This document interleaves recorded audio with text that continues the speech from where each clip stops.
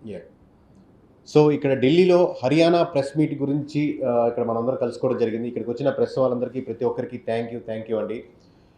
ముఖ్యంగా ఆంధ్ర, తెలంగాణ నుంచి వచ్చినటువంటి ప్రెస్ వాళ్ళకి కేకే సర్వీస్ గురించి, కేకే గురించి సెపరేట్‌గా ఎక్స్‌ప్లెయిన్ చేయాల్సిన అవసరం లేదు. మీ మీ ద్వారా, మీ మాధ్యమాల ద్వారా ఎంతో లక్షలాది, కోట్లాది మంది ప్రజలకి మనం చేరుకున్నాం. అందుకని మరొక్కసారి థ్యాంక్ యూ. ఫస్ట్ టైమ్ మనం హర్యానా నార్త్ బెల్ట్‌లో చేస్తున్నాం కాబట్టి చాలా ఒళ్ళు దగ్గర పెట్టుకొని, అదే కాన్షియస్‌తో మన బ్రాండ్ వాల్యూ ఎక్కడ తగ్గకూడదని చాలా జాగ్రత్తగా చేయడం జరిగింది. సో, హర్యానాలో ఎలా ఉంది పరిస్థితి అని చెప్పేదానికి ఈ ప్రీ పోల్ మనం ఇక్కడ ఢిల్లీలో అందరం కలుసుకోవడం జరుగుతుంది. హర్యానా గురించి మేము చెప్పాలంటే ఖచ్చితంగా 100కి 100% ఇక్కడ కాంగ్రెస్ గెలిచేదానికి 100కి 100% ఆస్కారం ఉందండి. బీజేపీ పోటీ చేసే ప్రతి 3 స్థానాల్లో కూడా 2 స్థానాలు ఓడిపోయేదానికి ఆస్కారం ఉంది. నంబర్లు ఖచ్చితంగా మనం ఎగ్జిట్ పోల్స్ రోజు మీకు చెప్పడం తెలియజేస్తాం. ఖచ్చితంగా ఆ రోజు ఆంధ్రలో చెప్పినట్లుగా సింగిల్ నెంబరే చెప్తాం. ఈ పరంపరను కొనసాగిస్తాం. ఇక్కడ చూస్తున్న ఫస్ట్‌లో మాకు చాలా భయంగా, చాలా జాగ్రత్తగా ఎలా చేయాలని భయంగానే స్టార్ట్ చేసాం. పోను పోను కాన్ఫిడెన్స్ వచ్చింది. 100% మనం చేయగలుగుతాం. దేశవ్యాప్తంగా ప్రతి స్టేట్‌లో ఇదే కాన్ఫిడెంట్‌తో ముందుకెళ్తున్నాం. రెండో పాయింట్ హర్యానా ఒక్కటే కాదండి. రాబోయే ప్రతి ఎలక్షన్స్‌లో హర్యానా కావచ్చు, జమ్మూ కాశ్మీర్ కావచ్చు, మహారాష్ట్ర కావచ్చు, జార్ఖండ్ కావచ్చు, వెస్ట్ బెంగాల్ కావచ్చు, తమిళనాడు కావచ్చు, ఢిల్లీ కావచ్చు, ఆల్మోస్ట్ ప్రతి స్టేట్‌లో రాబోయే ఎలక్షన్స్ ప్రతి స్టేట్‌లో బీజేపీ ఓడిపోయేదానికి 100కి 100% ఎక్కువ అవకాశాలు ఎక్కువ స్టేట్‌లో కనపడుతున్నాయండి. ఇది చాలా ఒళ్ళు దగ్గర పెట్టుకొని జాగ్రత్తగా భయంతో, బాధ్యతతో చెప్తున్న మాటలివి. మీకు తెలుసు మనం ఏ పార్టీ తరపునో, ఏ పార్టీకి కొంగు కాస్తారో, ఏ పార్టీకి సపోర్ట్‌గానో చేయమని. సో, ఖచ్చితంగా ఈ ట్రెండ్ కొనసాగుతుంది. ఇంకా మీకు చెప్పాలంటే ఒక టైటానిక్ షిప్ మునిగిపోయే ముందు ఎలా ఉంటుందో అలా ప్రతి స్టేట్‌లో బీజేపీకి ఆ ఫెయిల్యూర్ కనపడుతుంది. బీజేపీకి వచ్చిన పెద్ద అడ్వాంటేజ్ ఏందంటే ఈ స్టేట్ ఎలక్షన్స్ పార్లమెంట్ ఎలక్షన్స్ తర్వాత వచ్చాయి. అలా కాకుండా ఈ పార్లమెంట్ ఎలక్షన్స్ ముందర ఈ స్టేట్ ఎలక్షన్స్ వచ్చుంటే దాని ఇంపాక్ట్ బీజేపీ మీద చాలా బలంగా పడుండేది. సో, ఇవి మా అబ్జర్వేషన్స్ అండి. ఒకటి హర్యానా గురించి, ఓవరాల్ కంట్రీ గురించి మీకు ఎగ్జిట్ పోల్స్‌లో సింగిల్ నంబర్‌తో ప్రతి స్టేట్‌లో ముందుకొస్తాం.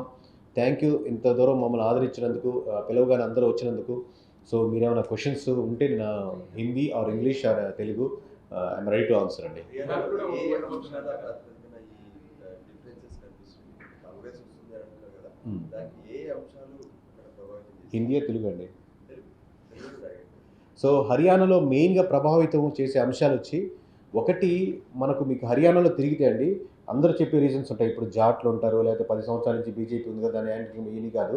మేజర్‌గా మీకు ప్రతి విలేజ్‌లో మన ఆంధ్రాతో కంపేర్ చేసుకుంటే ఇంకో 10 సంవత్సరాలు వెనకున్న ఎంత దారుణంగా ఉన్నాయన్న విలేజ్‌లు, మురికి కాలువలు గాని, మున్సిపాలిటీ గాని, అక్కడ ఉన్నటువంటి సిస్టమ్స్ కానీ ఇంకా ఎక్కడో వెనకబడిపోయి ఉన్నాయి బాగా అనమాట. దాని నుంచి వ్యతిరేకత కోరుకుంటున్నారు. అలాగే జాబ్స్ ఏదైతే ఎక్స్‌పెక్ట్ చేస్తారో వాళ్ళు వ్యతిరేకత ఉన్నారు. అలాగే రైతులు మీరు చూసుంటారు. రైతుల ఉద్యమానికి ప్రధానంగా కూడా హర్యానా, మనకు పంజాబ్ రైతులే దాని వెనకాల ఉంటారు.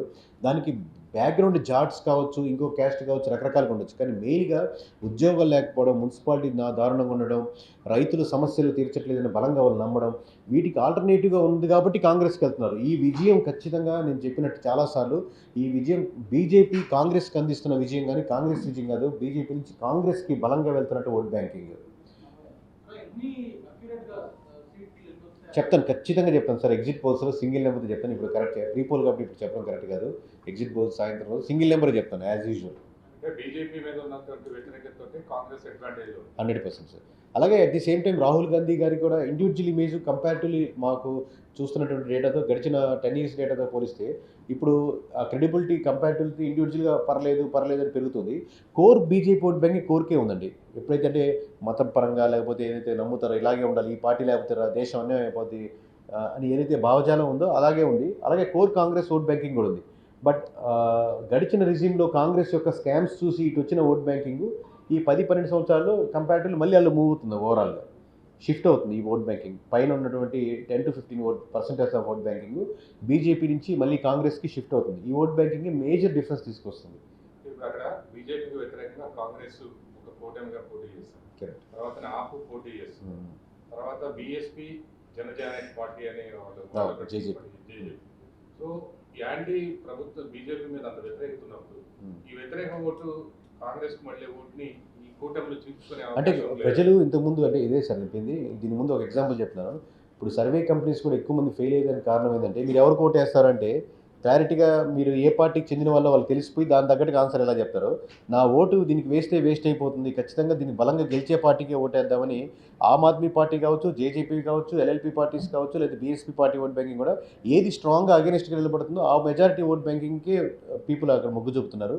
అట్ ది సేమ్ టైం వాళ్ళకు కూడా 2,000, 3,000 ప్రతి నియోజకవర్గం వచ్చే ఆస్కారం ఉంది. కానీ మేజర్ మీరు చెప్పినటువంటి యాంటీ బీజేపీ ఓట్ బ్యాంకింగ్, వద్దనుకునే government anti incumbent vote banking అంతా కాంగ్రెస్కే మూవ్ అవుతుంది సార్, మెజారిటీ సెక్షన్.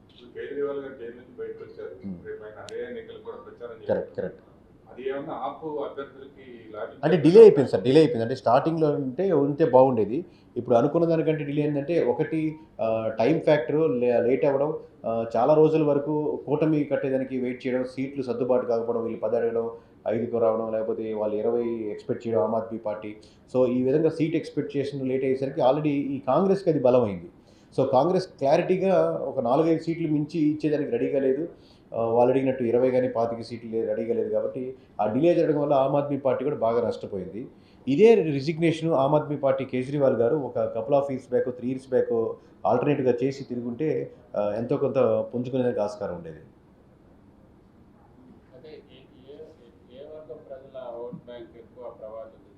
అది నాకు చెప్పినట్టు ఫార్మర్స్ అండి, రైతులు, నిరుద్యోగులు, మున్సిపాలిటీలో హర్యానాలో మీకు దారుణంగా సిచ్యువేషన్స్ ఉంటాయి. మీరు ఆంధ్ర నుంచి ఎవరైనా చూస్తుంటే మనకు 10-15 సంవత్సరాల క్రితం ఎలా ఉందో అలాంటి ఉంటాయి ఇప్పటికీ విలేజ్లో కూడా. క్యాస్ట్ ఈక్వేషన్స్ అప్పటికి మీకు ఎక్కడైనా ఒకటి అండి, దేశవ్యాప్తంగా జరుగుతుంటాయి. ఎప్పుడైతే డెవలప్మెంట్ మీద ఓట్ బ్యాంకింగ్ జరిగితే దాన్ని చూసి ఓట్లు వేస్తారు. ఎప్పుడైతే అది లేదో దాని కింద స్థాయికి వెళ్తే మళ్ళీ కులాలు, మళ్ళీ మతాలు, ఆ ప్రాంతం, వాటి మీదే ఓట్ బ్యాంకింగ్ జరుగుతుంది. అలాగే జాట్ది కానీ ఆ పర్సంటేజ్ ఆఫ్ ఓట్ బ్యాంకింగ్ చాలా స్ట్రాంగ్గా ఉంటుంది. అంటే వాళ్ళు టర్న్ అరౌండ్ చేయగలుగుతారు అన్నమాట పాలిటిక్స్ని ఇక్కడ. సో వాళ్ళ ప్రభావం కూడా ఎక్కువ ఉంది ఇక్కడ.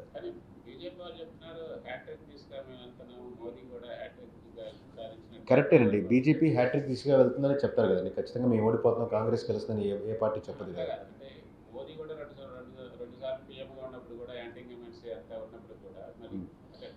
అంటే నేను చెప్తాను కదా సార్, దరిదాపులు కాదు, బీజేపీ పోటీ చేసే ప్రతి 3 సీట్లలో 2 సీట్లలో ఖచ్చితంగా ఓడిపోయేదానికి ఆస్కారం ఉంది. దాన్ని బట్టి మీకు నెంబర్ అనేది నేను ఫైనల్ నెంబర్ చెప్తాను. అది దరిదాపులకు కూడా కాదు, పోటీ ఉందన్నది కూడా నేచర్ కాదు, దరిదాపులకు కూడా లేదు. అంటే డిపెండ్స్ సార్. మీకు ఇక ఇందాక సేమ్ మంచి ఎగ్జాంపుల్ మనం తెలుగులో మాట్లాడుకున్నాం కాబట్టి, చిన్న ఓటింగ్ పర్సంటేజ్లోనే సీట్లు ఎంత తేడా ఉంటుందో మనం ఏపీలో చూసాం. ఒక 5-10% ఓట్ బ్యాంకింగ్ డిఫరెన్స్ వస్తే అక్కడ ఉన్నటువంటిది టోటల్ 90 సీట్లు కాబట్టి మేజర్ సెక్షన్ చాలా చేంజెస్ వస్తాయి. ఒక 5% వస్తేనే డిఫరెన్స్ చాలా సీట్లకు వచ్చేస్తాయి.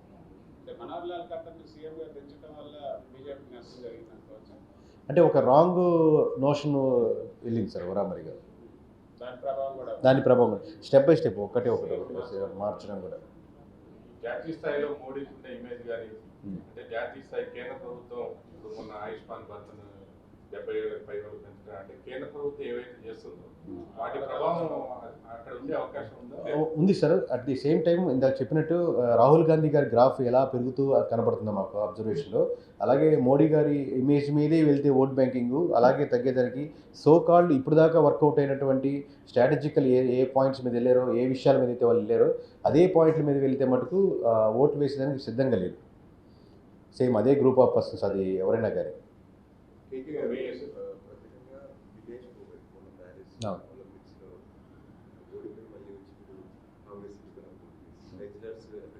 ఉంది, ఫోగట్ గారి ఎఫెక్ట్ కూడా ఉంది సార్.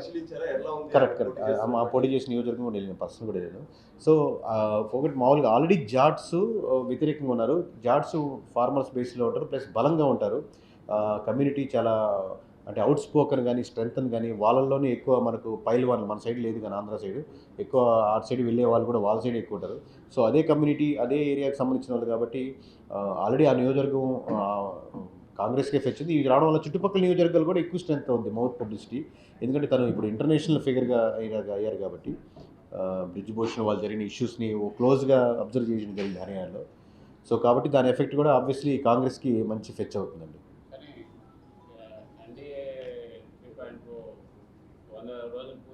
సందర్భంగా మీరు పెద్ద బిగ్ స్టేట్మెంట్ ఇచ్చారు.